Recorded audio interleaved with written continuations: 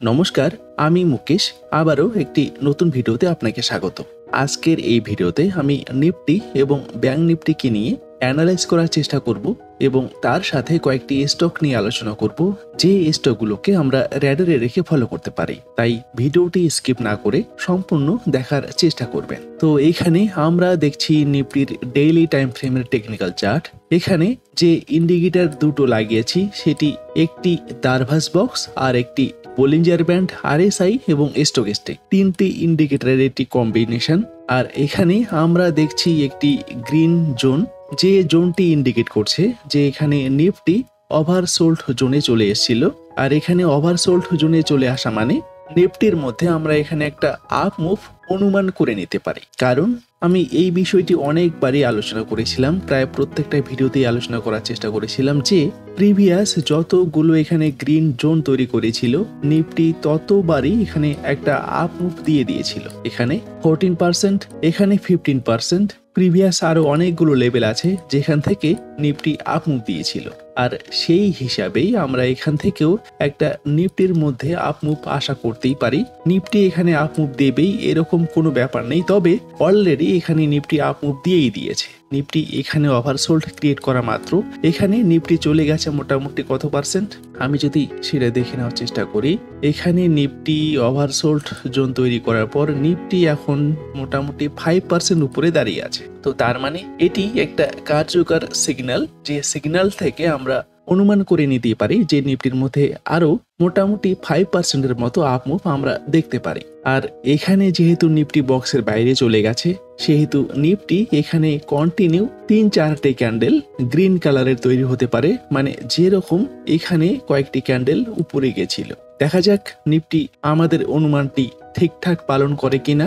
এবারে যদি আমি ব্যাংক নিফটির টেকনিক্যাল চার্ট দেখি, ব্যাংক নিফটিও এখানে সেম কন্ডিশনে দাঁড়িয়ে আছে, মানে বক্সের বাইরে ক্লোজিং দিয়েছে। আর বক্সের বাইরে যদি ক্লোজিং দেয় এটি চলে গেছে আপ ট্রেন্ডে, যেমনটা কিনা এখানে বক্সের বাইরে ক্লোজিং দিয়েছিল, তারপর এখানে কন্টিনিউ আপ ট্রেন্ড, মানে কন্টিনিউ উপরে গেছিল। আমরা এখান থেকেও ঠিক এরকম একটা আপ মুভ আশা করতে পারি, তবে আমাদের আশা সফল হবেই এরকম কোনো ব্যাপার নেই, এটি একটি জাস্ট সম্ভাবনা।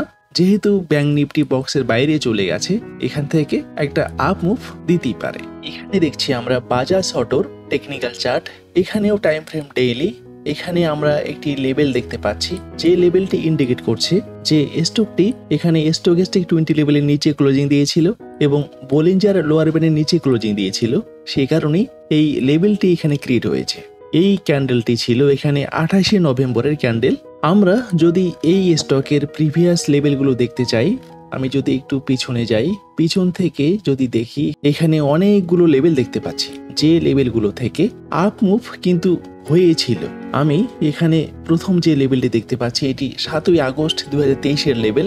এখানে এন্ট্রি করার পর এখানে মোটামুটি খুব সহজেই আমাদের টার্গেটটি হিট করে দিয়েছিল। এখানে এন্ট্রি করার পর এখান থেকেও খুব সহজেই আমাদের টার্গেটটি হিট করে দিয়েছিল, কিন্তু এখানে আমাদের টার্গেটটি খুব সহজে হিট করেনি। এখানে এন্ট্রি করার পর স্টকটি কন্টিনিউ নিচে আসছিল, এখানে কন্টিনিউ নিচে আসার পর আমরা কিন্তু এখানে অ্যাভারেজ করার সুযোগটি পেয়েছিলাম। অ্যাভারেজ করার পর এখানে আমাদের অ্যাভারেজ প্রাইস দাঁড়িয়েছিল এই সমস্ত লেভেলে, এখান থেকে আমাদের টার্গেট আশা করা যায় এখানে হিট করে দিয়েছিল।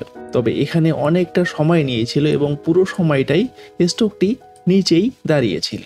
তাই প্রত্যেকটা এন্ট্রি লেভেল সঠিকভাবেই বা খুব সহজেই টার্গেট হিট করে দেবে এরকম কোনো ব্যাপার নেই। সেই কারণেই প্রত্যেকটা এন্ট্রির আগে আমাদের সঠিকভাবে মানি ম্যানেজমেন্টটুকু ফলো করা খুবই জরুরি। আর এখন যেহেতু মার্কেট উপরের দিকে যাচ্ছে, মানে মার্কেট যত উপরে যাবে আমাদের হাতে এন্ট্রি করার সুযোগ ততই কম আসবে। মার্কেট যত নিচের দিকে আসবে ততই আমাদের হাতে সুযোগ আসবে মার্কেটে এন্ট্রি নেওয়ার।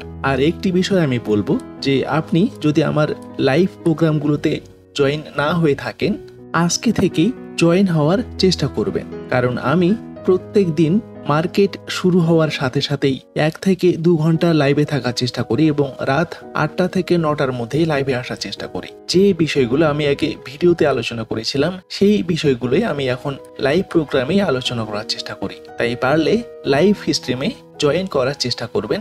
এখনকার মতো এইটুকুই। ভিডিওটি যদি ভালো লাগে লাইক ও শেয়ার করবেন, কমেন্ট বক্সে আপনার মতামত জানাবেন। দেখা হচ্ছে নেক্সট ভিডিওতে। ধন্যবাদ, ভালো থাকবেন।